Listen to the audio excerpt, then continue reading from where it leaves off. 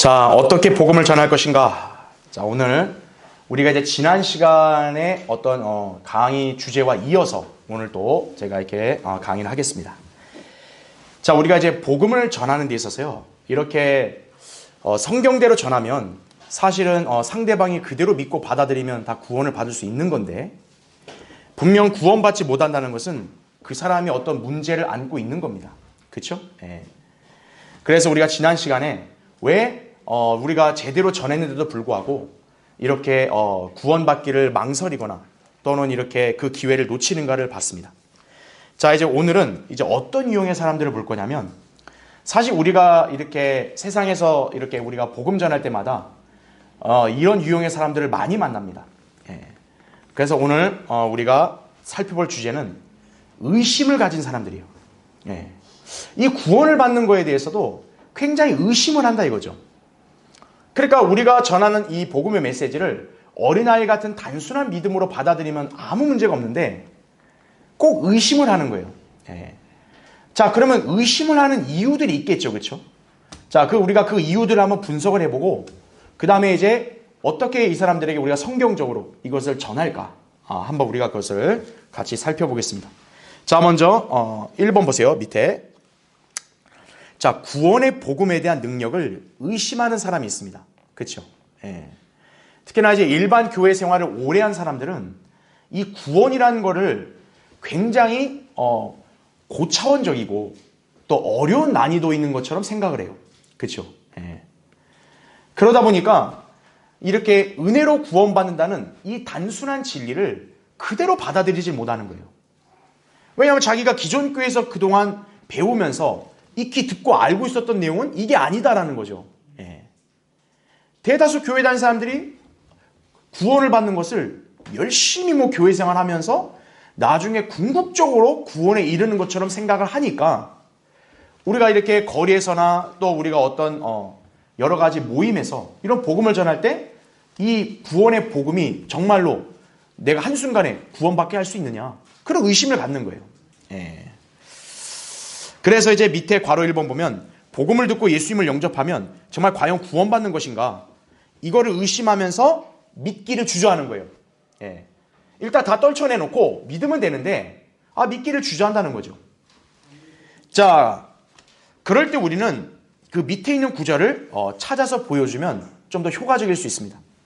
베드로전서 1장 5절에 나온 말씀이 뭡니까? 너희는 마지막 때에 나타내려고 예비하신 구원을 얻기 위하여 믿음으로 말미암아 하나님의 능력으로 보호받고 있느니라, 이렇게 나오죠. 여기서도 구원이 뭐라 그래요? 믿음으로 말미암아 그랬죠. 예. 대다수 교회 다니는 사람들은 항상 무엇 때문에 의심하냐면, 지금 예수님을 믿고 영접한다는 건 인정하는데 그 이후의 생활에서 내가 만약에 하나님 앞에 올바르지 못하면 그 구원이 혹시 취소되는 게 아니냐, 또 이런 의심을 갖는다는 얘기죠. 그런 사람들에게도 우리가 이 구절을 제시하면 효과적이라는 거죠. 선생님이 믿음으로 지금 예수님을 영접해서 구원을 받았죠? 그 믿음으로 인해서 선생님이 받은 구원은 영원히 보장이 된다라고 그렇게 알려주는 거예요. 예. 그러니까 어떤 선생님의 어떤 행위와 어떤 대가가 요구되지 않는다고 설명하는 거죠. 그래서 이제 괄호 2번 보면 하나님께서는 의인이 믿음으로 말미암아 산다고 말씀하셨기 때문에 우리는 믿음을 통해 구원이 유지될 수가 있음을 또 설명을 해주는 거란 얘기죠. 예. 그래서 여러분이 너무나 잘 아는 유명한 구절이죠. 의인은 믿음으로 말미암아 살리라, 이거예요. 예. 선생님이 예수님 믿고 구원받은 자녀로 사는 것은 선생님이 어떤 의나 행함으로 사는 게 아니다. 예. 의인은 믿음으로 말미암아 사는 거다. 또 이렇게 설명을 해주면 상대가 좀 납득을 하겠죠. 그렇죠? 예. 그리고 이제 밑에 괄호 3번에 예수 그리스도를 영접한 사람들을 주님께서는 절대적으로 보호해 주신다. 그렇게 구원에 대해서 의심하고 두려워할 필요가 없음을 강조한다라는 얘기죠. 예. 그러니까 그냥 예수님 믿는다고 그거 하나만 했다고 해서 정말 구원을 받느냐 이거예요. 예. 예. 그렇게 의심을 가진 사람들을 이렇게 그 의심을 깨트리려면 성경에는 분명하게 이런 약속이 명시가 되어 있다고 그렇게 설명을 해주는 것이에요. 그렇죠? 예.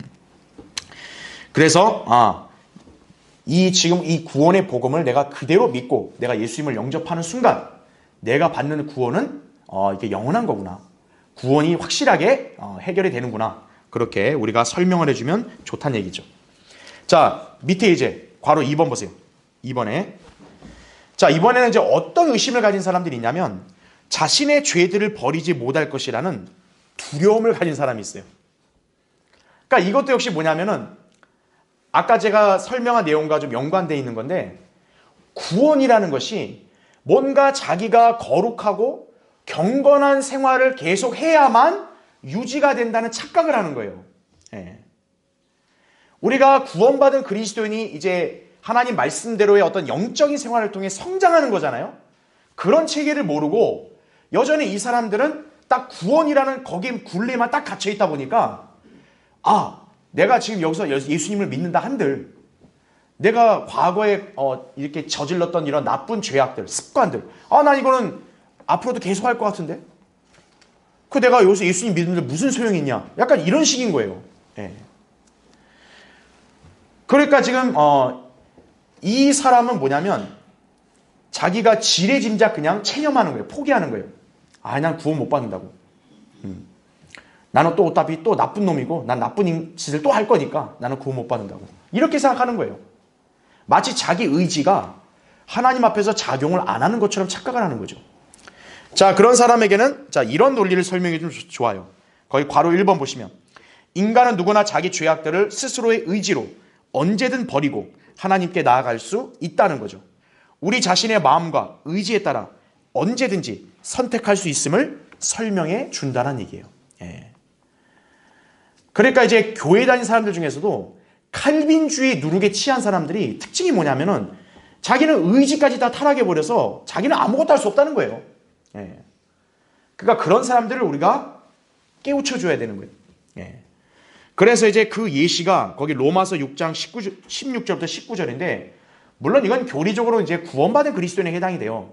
그렇지만 제가 얘기했죠. 여러분 복음 전환 현장에 있어서는 그 사람으로 하여금 이렇게 성경대로 예수 그리스도를 믿게 하기 위해서는 또 성경을 그게 자유자재로 때로는 인용할 수 있다 그랬잖아요. 그렇죠? 예, 그래서 거기 나온 구절이 이거죠. 너희가 자신을 종으로 들여 누구에게 순종하든지 너희가 순종하는 자의 종이 되어 죄의 종으로 사망에 이르든지 혹은 순종의 종으로 의에 이르는 줄 알지 못하느냐. 하나님께 감사드리는 것은 너희가 죄의 종이었으나 너희에게 전하여 준 교리의 본을 어떻게 했대요? 마음으로부터 순종을 하여 그래서 어떻게 됐대요? 죄에서 해방되어 의의 종이 되었습니다. 이걸 이제 예로 제시하는 거예요. 선생님이 못 믿을 수는 없다. 선생님이 마음이 없으니까 안 믿으려는 거지. 선생님이 마음의 문만 열기만 한다면 얼마든지 선생님은 하나님 말씀에 순종해서 이렇게 죄에서 의로 돌이킬 수가 있는 거다. 이렇게 설명을 해주는 것이죠. 예. 그러니까 어떻게 보면 이게 핑계를 대는 거예요. 예. 자기가 이제 이렇게 복음 듣는 거 지금 믿으라고 하니까 좀 자기가 별로 믿고 싶은 생각이 없는데 자꾸 이제 우리가 복음 전한 사람들은 그런 것들을 강조하다 보니까 이제 여기서 딱 이렇게 그거를 이제 핑계로 대는 거죠. 그럴 때 여러분은 이러한 논리로 그 사람을 다시금 이렇게 깨우쳐줘야 된다는 얘기죠. 그래서 이제 괄호 2번 보시면 만약 악한 길들을 버리지 않고 그대로 남아있으면 역시나 죄로 인해 멸망할 것임을 경고해 준다는 얘기죠. 예. 그러니까 나 죄를 못 버립니다. 그럼 그렇게 살다가 죽으면 그만이냐? 그게 아니라는 거죠. 성경은 분명히 경고하죠. 죄의 싹은 사망이라 이거예요. 예. 그럼 하나님은 이 인간의 죄를 어떻게 한 거예요? 자신의 아들 예수 그리스도를 통해 해결하셨잖아요. 그래서 우리에게 선물로 주신 거죠. 하나님의 선물은 예수 그리스도 우리 주로 말미암은 영원한 생명이기 때문이라. 자, 이 구절을 통해서도 그렇게 죄를 못 버린다고 그냥 그대로 앉아있으면 멸망할 수밖에 없습니다. 그거를 또 얘기해 주는 거죠. 그래서 밑에 괄호 3번을 보면 예수 그리스도께서 이 땅에 오신 목적은 죄의 속박에 놓여있는 우리를 해방시켜 주시기 위해서 오신 거다. 이렇게 얘기해야 되는 거예요.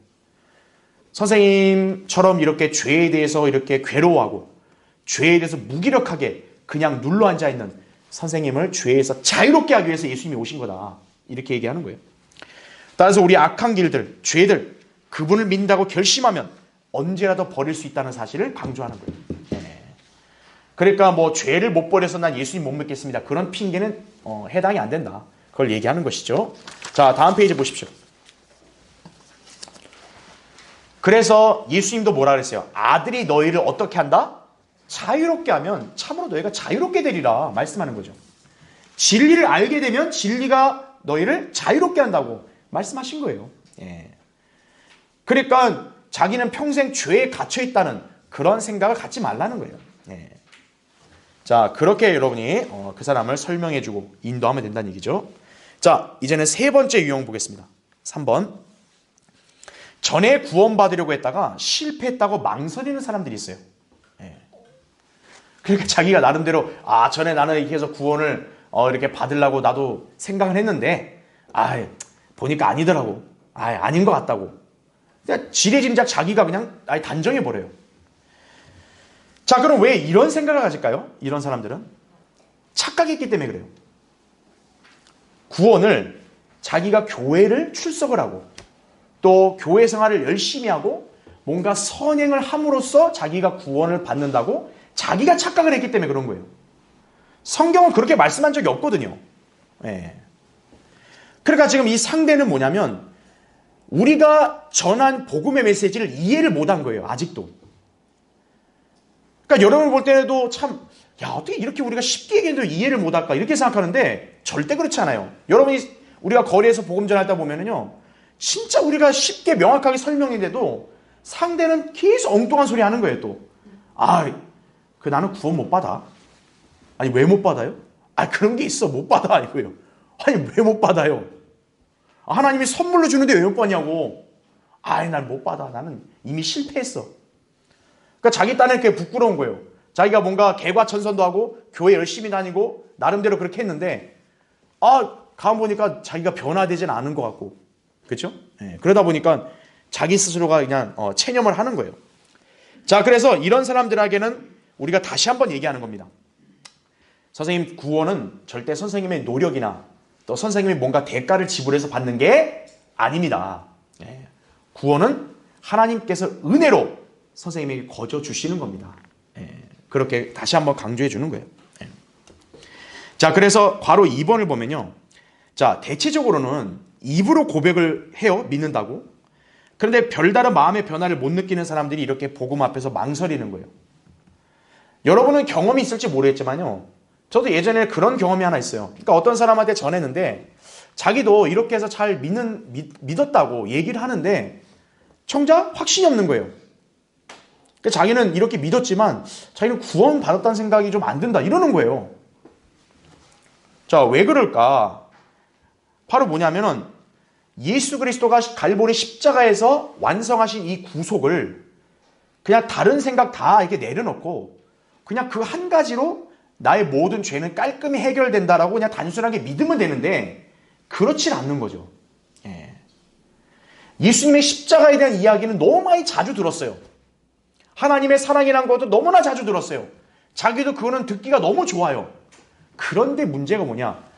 그거 하나가 나를 완전하게 구원에 이르게 한다는 이 사실을 이렇게 알지 못하고 받아들이지 않았기 때문에 그런 거예요. 좋은 건 좋은 거다. 하지만 이거 하나 갖고 내가 구원이 되겠냐? 이런 착각에 빠지는 거예요. 그래서 이제 여러분이 이제 그런 사람들을 만약에 이제 만나게 됐을 때는 그리스도께서 완성하신 사역이 자신의 죄를 완전하게 해결했다라는 그런 것을 다시 한번 각인시켜주고 그것만 전적으로 신뢰하면 된다라고 알려주는 거예요.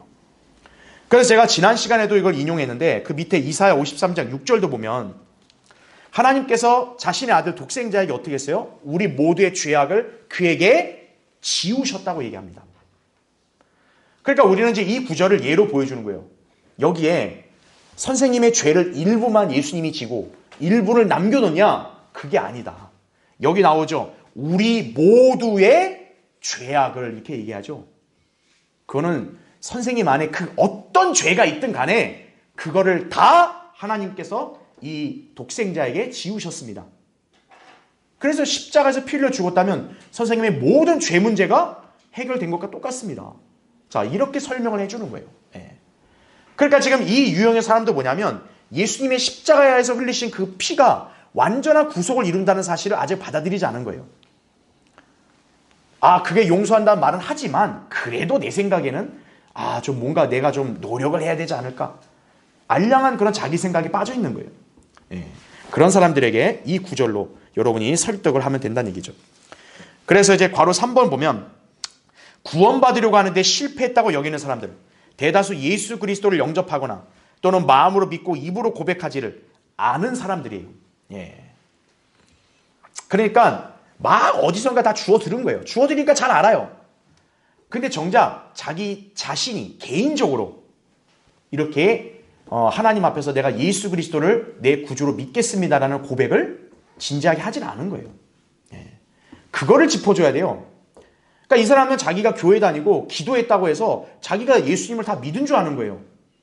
선생님, 하나님 앞에서 예수님을 믿고 영접하여 구원을 받기 원한다는 그 고백이 가장 우선이 돼야 됩니다. 로마서 10장 9절 10절도 이런 너무나 잘 알잖아요. 내가 내 입으로 주 예수를 시인하고 하나님께서 그를 죽은 자들로부터 살리신 것을 내 마음에 믿으면 구원을 받으리라. 그 다음에 뭐라 그래요? 마음으로 믿어 의에 이르고 입으로 고백하여 구원에 이르기 때문이라. 이렇게 나오는 거죠. 그렇죠? 예. 자, 그런 것들을 얘기하고 또 마태복음 10장 32, 33절도 예수님 뭐라 그랬어요? 누구든지 나를 시인해야. 그렇죠? 예수님도 하늘에 계신 아버지 앞에서 그 사람을 시인할 거라고 얘기했죠. 그러니까 선생님은 오직 선생님의 그런 죄 문제를 구원하는 유일한 정답으로 예수 그리스도라는 것을 시인해야 된다고 그렇게 얘기하는 거예요. 그렇죠? 예. 자, 그런 식으로 해서 이렇게 나는 구원 못 받을 것 같아. 나는 교회 아무리 다해도 아니더라고. 이렇게 생각하면서 이렇게 자괴감에 빠져 있는 사람들에게는 여러분이 이런 말씀을 통해 그 사람들을 변화시키면 된다는 얘기죠. 자, 네 번째 유형 보겠습니다. 그리스도인의 삶이 너무나 힘들다고 느끼는 사람들이 있어요. 예. 이게 뭐냐면은 우리가 예수 그리스도를 믿고 영접하여 구원받고 하나님 자녀가 됩니다 얘기하면 그래. 그러면 이제 믿고 나서 자기가 이제 하나님 자녀가 되잖아요. 그러면 이후에 자기의 삶이 막 부담스럽다고 느끼는 거예요. 예. 옛날에 그냥 내 마음대로 살았는데 이제는 내가 예수님을 믿고 영접하면 하나님 자녀? 그럼 뭐야? 나 이제 하나님 자녀로 살아야 된다는 얘기인데 막 자기가 온갖 상상을 다 하는 거예요. 예. 그러니까 그리스도의 삶이 힘들다 느끼는 사람들이 있어요. 그러니까 사실 여러분 이제 여러분이 복음을 전하다 보면 상대가 그런 걸 말을 안 해서 그렇죠. 사실은 이제 상대는 여전히 어떤 생각에 사로잡혀 있냐면 내가 예수님 믿고 그냥 은혜로 구원받는다고 우리 그렇게 얘기해도요. 이 사람은 이제 자기가 마치 이제 완전히 교회에 종속이 되고 완전히 이제 내가 하나님 자녀로서 막 충실하게 살아야 된다는 생각을 하는 거예요. 근데 이제 지금 그 순간 현재 자기가 볼 때는 그런 생활이 굉장히 답답해 보이고 힘들어 보인다 이거죠. 예. 그동안 자기가 마음대로 하고 살았는데 이제 뭐 막 교회 나가야 되고 뭐 교회에 내가 뭐 마치 헌신해야 되고 막 온갖 자기 상상을 하면서 근데 그게 뭐냐면 마귀가 그 사람하고는 구원받는 것을 방해하는 거예요. 그게. 예. 야, 너 앞으로 너 예수님 믿는 그 순간 네 삶은 그냥 고달퍼진다. 너 맨날 교회 가서 이렇게 되고. 그러니까 이 사람이 막 그거에 부담을 느껴서 어떤 거예요? 우린 지금 그게 아니라 예수님을 지금 구주로 믿으면 은혜로 구원받는다. 우린 그걸 얘기하는 건데 이 사람은 지금 그렇게 받아들이는 게 아니라 마치 뭐냐면 우리가 이 사람을 갖다가 교회로 데려가려는 식으로 생각한다는 얘기예요. 그러니까 사실은 그걸 여러분한테 직접 표현 안 하지만 사실 상대는 그런 생각을 갖고 있는 거예요. 자, 그래서 우리가 이제 그렇게 착각하는 사람들에게는 무엇을 얘기해 줘야 되냐면 선생님이 예수님을 믿는다 해서 선생님의 삶이 뭐 부담스럽거나 더 힘들어지고 이게 아니라 오히려 선생님의 삶은 훨씬 더 평안하고 그렇죠? 훨씬 더 안식을 누리고 또 훨씬 더 선생님의 삶은 또 활기가 넘치게 됩니다. 그렇게 우리가 그 사람에게 얘기를 해주는 거예요. 예. 그래서 우리가 그 근거가 뭐냐? 거기 마태복음 11장 28절부터 30절에 나온 말씀이 그거죠. 여러분 예수님이 이제 초청할 때 뭐라 그래요? 수고하고 무거운 짐진 자들아. 네. 이제 그 이스라엘 백성이 그 민족이 이제 메시아를 거부하니까 이제 예수님은 거기에 있는 개개인들에게 초청을 하는 거죠. 예. 그러니까 너희 개개인들 가운데서 수고하고 인생의 죄의 짐으로 지쳐있는 사람들 다 내게로 오라 말씀하는 거죠. 예. 그러면 내가 너희에게 뭐라고 합니까? 쉼을 주리라 이거죠. 그걸 얘기해 주는 거죠. 선생님, 왜 선생님이 예수님 믿으라는 줄 아세요? 선생님이 지금 인생의 그런 어떤 고달픈 그런 짐으로 허덕이니까 예수님께 와서 쉬라는 겁니다. 선생님이 힘들어지는 게 아니라 선생님이 더 쉬는 겁니다. 더 평안한 겁니다. 이렇게 제시를 하는 거예요. 여기 어떤 조건 없이 인생의 수고와 고통으로 선생님 괴롭죠? 예수 그리스도가 초청합니다. 다 오라고. 예. 그러면서 이제 내 멍에는 쉽고 내 짐은 가볍기 때문이라 이렇게 말씀하죠. 예수 그리스도를 믿는 것은 내가 인생이 더 무거워지는 게 아니라 내 인생이 더 가뿐해지는 겁니다. 그렇게 설명을 해주는 거예요. 예. 그래서 이제 괄호 2번도 보면 그리스도인이 되면 세상 누구도 가질 수 없는 화평을 지닐 수 있다는 얘기죠. 이거는 예수님이 뭐라 그랬어요? 요한복음 14장 27절에도 내가 너에게 화평을 남겨둔다 그랬죠. 예. 세상이 주는 것과 같지 않다고 그렇게 말씀했습니다. 그렇죠? 예. 그래서 선생님이 진지하게 예수 그리스도를 믿는 그 순간 선생님은 그 순간에 막 부담으로 괴롭고 이게 아니라 오히려 선생님은 정말 너무나도 평안하고 너무나도 기쁘고 너무나도 감사한 그런 상태로 변화가 됩니다. 이제 그렇게 얘기를 해주는 것이죠. 그렇죠? 예.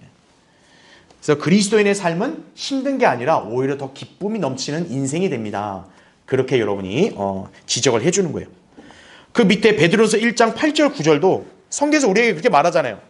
너희가 그를 보지 못하였으나 사랑하며 지금도 그를 보지 못하나 믿고 있으며 또 말할 수 없이 영광으로 가득 찬 기쁨으로 즐거워하나니 이는 너희 믿음의 결과 곧 너희 혼들의 구원을 받음이니라. 이렇게 말씀을 하고 있는 것이죠. 그렇죠?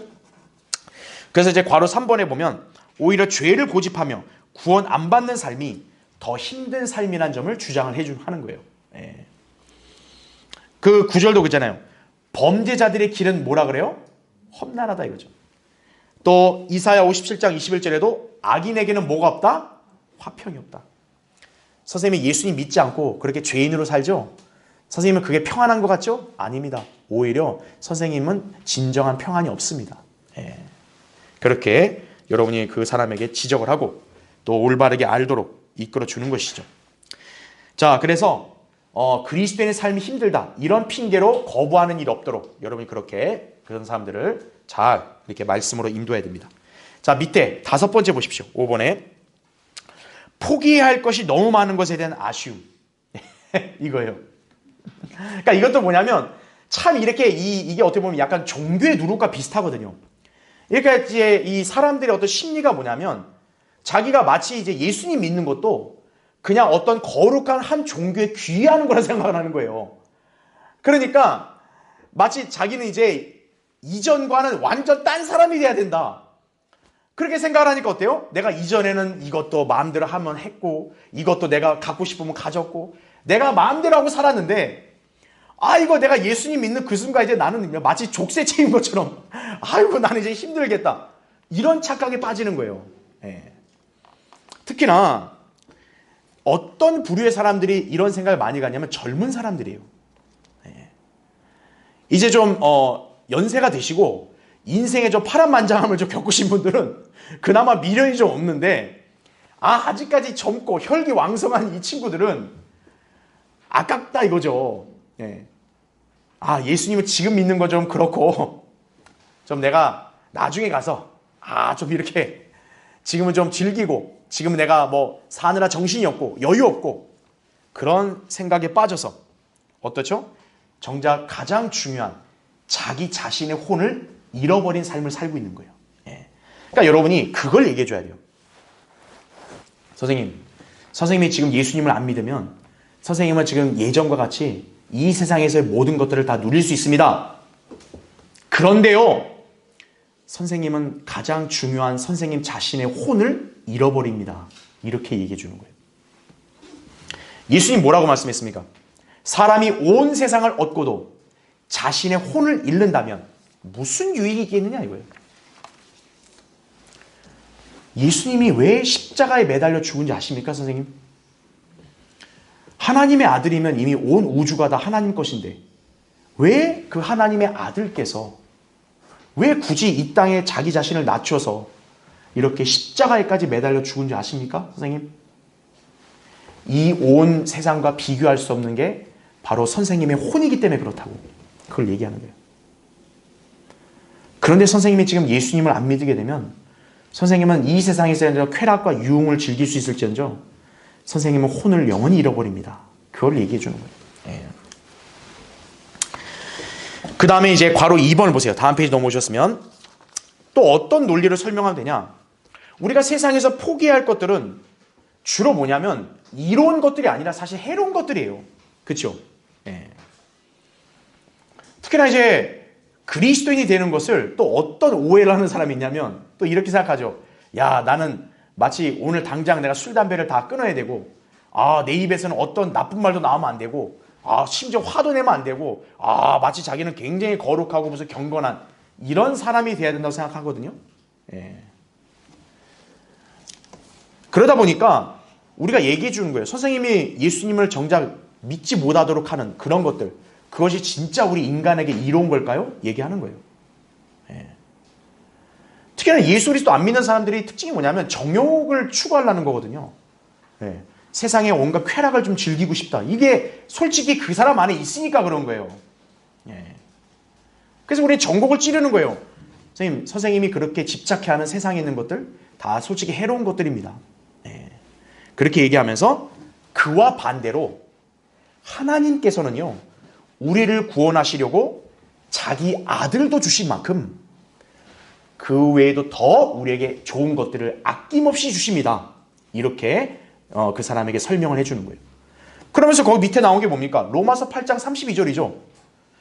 자기 아들을 아끼지 아니하시고 우리 모든 사람을 위해 내어주신 그분이 그쵸? 어찌 그 아들과 함께 또한 모든 것을 우리에게 값없이 주시지 아니하겠느냐 말씀하는 거예요. 선생님 예수님 믿으면 포기해야 되는 게 많은 줄 알죠? 아닙니다. 선생님이 예수님을 믿으면 선생님은 훨씬 더 풍성한 많은 것들을 얻을 수 있습니다. 그걸 얘기하는 거예요. 예. 그 다음에 이제 괄호 3번에 보면 우리가 미련을 두는 세상은 반드시 사라져 없어져 버릴 것임을 강조하는 거예요. 예. 오히려 우리가 소유한 것에 비하면 아무것도 아님을 설명해 준다는 얘기죠. 그래서 여러분 중에서 만약에 이제 좀 교회 다녔다. 또 좀 하나님 안다는 사람들에게 만약에 상대하는데 이런 유형의 사람이면 여러분이 이제 바울의 예를 들어도 좋아요. 그렇죠? 바울이 예수 그리스도를 알기 전에는 자기가 누렸던 것들이 다 좋은 건 줄 알았는데 자기가 예수 그리스도를 알고 난 뒤에는 뭡니까? 다 그게 배설물이더라. 예. 바로 이 사람이 그렇게 산 증언을 했습니다. 그러니까 선생님은 예수 그리스도를 믿는다 해서 선생님 인생에 포기하는 게 많아지는 게 아니라 선생님은 누구도 가지지 못한 훨씬 놀라운 것들을 가질 수 있게 됩니다. 그렇게 설명하는 거예요. 그러니까 뭐 성경의 자세한 얘기는 아직까지 할 필요 없어요. 구원받지 않은 사람이 뭐 어떻게 알아요? 이것만 얘기하는 거예요. 예. 자, 그렇게 해서 그 상대를 잘 이렇게 이끌고요. 6번째, 6번 보세요. 자, 이번엔 어떻게 주장하냐면 사업 때문에 그리스도인이 될 수 없다 이거예요. 나 용무가 바빠서 지금 그거를 내가 믿을 여유가 없습니다. 내가 볼 일 다 끝나고 나중에 한번 다시 뵙죠. 나중에 뭘 배워 뵙기는. 예. 영원히 못 만날 수도 있는데 그렇죠? 자, 사업 때문에 자기 용무 때문에 그리스도인이 못 된다. 이렇게 말하는 사람의 그런 속내가 뭘까요? 이 사람도 역시 마찬가지예요. 그리스도인이 만약 됐다. 내가 만약 예수님 믿게 되면 그간 내가 누려온 것들을 마치 잃어버릴 것 같다는 두려움에 사로잡히는 거예요. 예.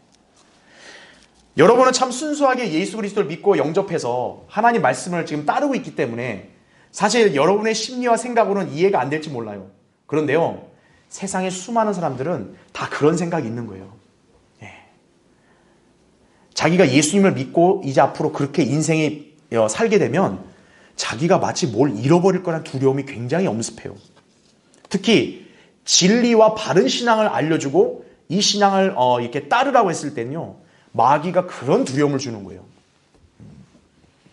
야, 저거 듣지 마. 야, 저 이상하지 않냐? 뭐 이런 식으로, 그죠? 네. 여러분, 복음전환파 형제랑도 마찬가지예요. 여러분, 한 사람의 혼을 주님께로 인도하는데 마귀가 가만 놔두겠어요? 절대 가만 안 놔두는 거예요. 그래서 막 온갖 상상을 하게 하는 거예요. 네. 그 상상 중에 하나도 이거예요. 야, 너 그냥 저 사람 말만 따라 너 예수님 믿고 그러다가 너 인생 어떻게 될지 모른다. 막 그런 두려움이 많다니까요. 그런 엄청난 두려움들이 사실 많은 사람으로 하면 구원받지 못하게 막고 있는 거예요, 사실은. 예. 자, 그래서 우리는 그런 사람에게 어떻게 설명해 주면 되냐면, 선생님 예수님 믿는다고 해서 결코 손해보는 거 없습니다, 하나도. 예. 예수님 믿는다 해서 그 사람 인생이 막 갑자기 막 이상하게 막 뒤집히고 그런 거 없습니다. 그걸 얘기해 주는 거예요. 예. 자, 오히려 이런 사람에게요, 또 이런 예를 들면 되죠. 그 사람이 현재 하고 있는 일이 있잖아요. 그럼 이렇게 얘기하는 거죠. 선생님과 똑같은 일을 하고 있는 그리스도인도 지금 버젓이 잘 살고 있다고. 그렇게 얘기하는 거예요. 예. 근데 왜 선생님이 예수님 믿는 거에 있어서 그렇게 두려워하십니까? 뭘 걱정하냐고. 예. 그거를 얘기를 해주는 거죠. 예. 물론 이제 그리스도인이 만약 되었다 했을 때는요, 일을 그만둬야 될 사람도 있어요. 예를 들어 뭐 술장사, 유흥업 하는 사람들, 이런 사람들은 이제 꼭 그만둬야죠. 예. 여러분 뭐 그런 거 갖고 막 그렇게 옹호하면 안 돼요. 예. 우리가 그런 거 확실히 얘기해 줘야 됩니다. 그런 거는 이제 그리스도인이 되면 당연히 할 수가 없겠죠. 자, 그러면서 이제 대신 우리는 그 사람을 어떻게 얘기하냐? 비록 선생님이 그걸로 인해 돈을 손해 볼 수 있어도 선생님의 혼을 잃지는 않습니다. 예. 그걸 또 얘기해 주는 거예요. 예. 더불어서 뭘 얘기해 주냐면, 하나님을 믿고 그분을 따르면 주님께서 영생을 보장해 주시고 또 실제적인 삶의 필요도 채워주신다는 사실을 이렇게 강조해 주는 거예요. 그러니 지금 예수님 믿는 거에 대해서 두려워하지 마시라. 예. 선생님 뭐 생계에 타격을 입을 거라는 그런 상상은 하지 마시라. 예. 선생님이 예수 그리스도를 믿는 순간 하나님의 사랑받는 자녀가 되기 때문에 하나님이 사랑하는 자녀를 책임지신다. 예. 그렇게 상대를 안심시키는 거예요. 그래서 거기 마가복음 10장 29절 30절 나온 대로 예수님 뭐라 그랬어요? 제자들이 막 특히 베드로가 우리 모든 걸 다 버려두고 주님 따랐습니다. 그때 얘기하잖아요. 누구든지 나와 복음을 위해서 자 이런 것들을 어때요? 버린 사람은 현세에서는 집이나 형제나 자매나 어머니나 자식이나 토지를 100배로 받되 박해와 도구로 받겠으며 또 오는 세상에서는 영생을 얻으리라 이거죠. 예. 그러니까 이런 예를 또 하나 또 들어주는 거예요. 예. 아니 우리 주님이 이렇게까지 말씀하셨는데 그 허언을 하셨겠냐. 예. 그러니 선생님은 예수님 믿고 난 다음에 내 인생이 어떻게 될까 그런 거 막연하게 그 두려움 갖지 마십시오. 그렇게 얘기를 해주는 것이. 자, 7번째. 이번에 또 어떤 문제가 있냐면 친구를 잃어버릴까 하는 두려움. 또는 가족을 잃어버릴까 하는 두려움. 와, 내가 예수님 믿는다 그러면 내 가족들이 아주 난리가 날 거라고.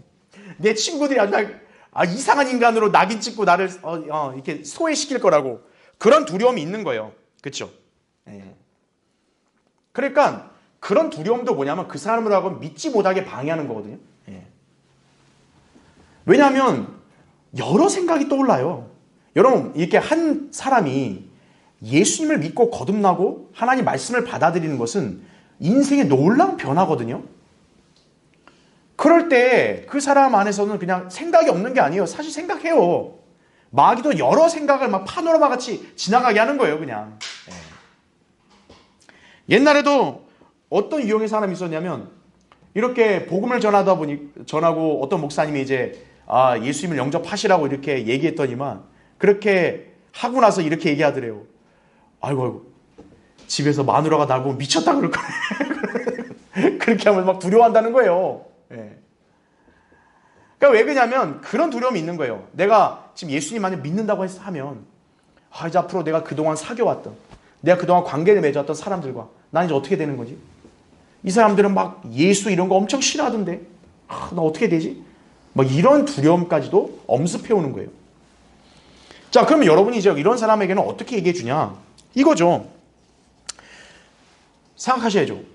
선생님, 친구 따라 무조건 잘못 갔다가 벼락을 맞을 수 있다. 이제 그런 논리를 대는 분도 있는데 이거죠. 그 친구가 하는 모든 것이 다 절대적으로 옳은 게 아닙니다. 그렇게 얘기하는 거죠. 선생님이 잘못되고 친구가 옳은 게 아니라 선생님이 예수님을 믿는 그것이 옳은 거고 믿지 않고 있는 친구들이 현재 잘못되어 있는 겁니다. 그러니 선생님은 괜한 두려움을 가지실 필요 없다고 그렇게 얘기를 해주는 거예요. 예. 그래서 오히려 뭡니까? 친구들이 복음을 거절하잖아요. 하나님과 무슨 관계예요? 원수 관계예요. 예. 선생님은 오히려 예수님을 영접하죠.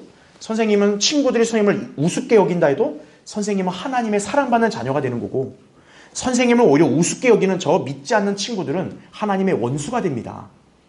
그럼 선생님은 어느 길을 따라가시겠습니까? 하나님과 원수되는 사람들 따라가시겠습니까? 하나님의 자녀가 되는 길로 가겠습니까? 그렇게 그 사람에게 설명을 해주는 거죠. 자, 다음 페이지 보세요. 그래서 맨 위에 괄호 2번의 논리는 하나님께 복종하기 위해 불경건한 친구들을 떠난 사람들에게 주님께서 더 풍성한 복을 약속하셨음을 설명하는 거란 얘기죠. 예. 자, 성경에서 우리에게 제시한 약속이 뭡니까? 진정으로 복 있는 사람이 어떤 사람인지를 얘기해주고, 우리가 이렇게 살면 우리의 삶이야말로 가장 복된 삶임을 우리에게 말씀하신 거예요. 그렇죠? 복 있는 사람 특징이 뭡니까? 악인들의 관계를 따르지 않는다 이거죠. 그 다음에는 죄인들의 길에 서지 않는다. 선생님이 지금 아직 친구들이 구원받지 않았으면 죄인인데, 죄인들의 길에 서면 선생님도 복된 사람이 못 됩니다. 얘기하는 거죠. 조롱하는 자들의 자리에 앉지 아니하는도다. 그 다음 잘 보세요. 그의 즐거움이 어디에 있다? 주의 법에 있으니 그의 주의 법을 주야로 묵상하는도다. 여기에는 제가 기재 안 했지만 그 다음 3절이 뭡니까? 주의 법을 묵상하는 사람은 강가에 심겨진 나무와 같다 이거죠. 계절에 따라 열매를 풍성하게 맺는 삶을 삽니다. 예. 선생님이 친구를 따라간다 해서 선생님이 어떤 혜택을 누릴지는 모르겠지만, 선생님이 대신 예수 그리스도를 선택하고 하나님 말씀대로 따라가죠. 선생님의 인생은 풍성한 삶이 보장이 되어 있습니다. 그렇게 설명을 해주는 것이에요. 예. 그 다음에 또 밑에 잠언 13장 20절도 나오죠. 그리스도인이 되면 세상 친구들보다 더 신뢰할 만한 분과 교제하며 친구가 될 수 있음을 설명해 주는 거죠. 선생님이 예수님 영접하면 예수님이 선생님의 친구가 되어주신다고 그렇게 얘기하는 거예요. 예. 우리가 이제 예를 들어 선생님이 여러분이 이제 상대가 더 친하면 여러분이 그 상대한테도 노골적으로 얘기할 수 있을 거예요. 그 상대한테 당신의 저 친구들이 당신을 얼마만큼 많이 챙겨주고 따를 것 같냐고.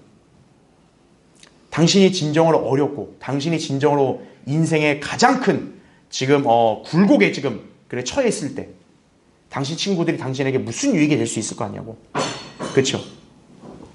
오히려 뭡니까?